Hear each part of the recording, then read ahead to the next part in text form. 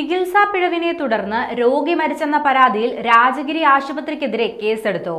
Keyhole ശസ്ത്രക്രിയയ്ക്ക് വിധേയനായ തൃപ്പൂണിത്തുറ തിരുവാങ്കുളം സ്വദേശി ബിജുവാണ് തിങ്കളാഴ്ച മരിച്ചത്. ബിജുവിന്റെ സഹോദരൻ ബിനു നൽകിയ പരാതിയിലാണ് ഇപ്പോൾ ആശുപത്രിക്കെതിരെ കേസെടുത്തത്. നടുവേദനയെ തുടർന്നാണ് ബിജു കീഹോൾ ശസ്ത്രക്രിയയ്ക്ക് വിധേയനായത്. ശസ്ത്രക്രിയയിലെ പിഴവ് കാരണം ആന്തരിക രക്തസ്രാവം ഉണ്ടാവുകയും ഇത് മരണത്തിലേക്ക് നയിച്ചെന്നുമാണ് കുടുംബം ആരോപിക്കുന്നത്.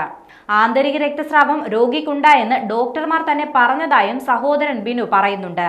ഡിസ്കിൽ ഞരമ്പ് കയറിയതായിരുന്നു നടുവേദനയ്ക്ക് കാരണം.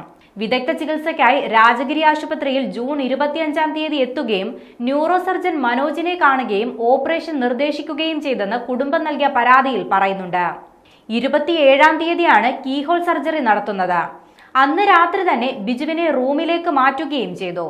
എന്നാൽ വയറുവേദനയുള്ളതായി സഹോദരൻ പറഞ്ഞെന്നും വയർ വീർത്തിരിക്കുന്നതായി കണ്ടെന്നും ബിനു പറയുന്നുണ്ട്.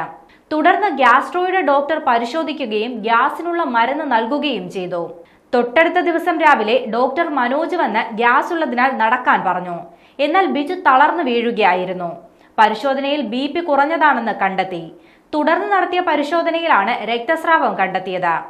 മുൻപ് നടത്തിയ ശസ്ത്രക്രിയയെ തുടർന്നാണ് രക്തസ്രാവം ഉണ്ടായതെന്ന് ഡോക്ടർമാർ പറഞ്ഞതായും ബിനു പറയുന്നുണ്ട്. ശേഷം ബിജുവിനെ വെന്റിലേറ്ററിലേക്ക് മാറ്റി. 28-ാം തീയതി മറ്റൊരു ശസ്ത്രക്രിയ നടത്തുകയും ചെയ്തു.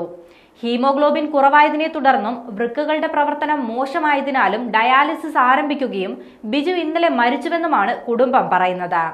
നിയമപരമായി നീങ്ങിക്കോളാനും നഷ്ടപരിഹാരം തരാൻ തയ്യാറല്ലെന്നും ആശുപത്രി അധികൃതർ പറഞ്ഞതായാണ് വിവരം.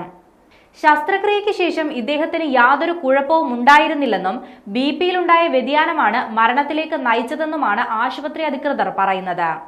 അതേസമയം മെഡിക്കൽ ബോർഡ് രൂപീകരിച്ച് ഇന്ന് മൃതദേഹം പോസ്റ്റ്മോർട്ടം ചെയ്യും.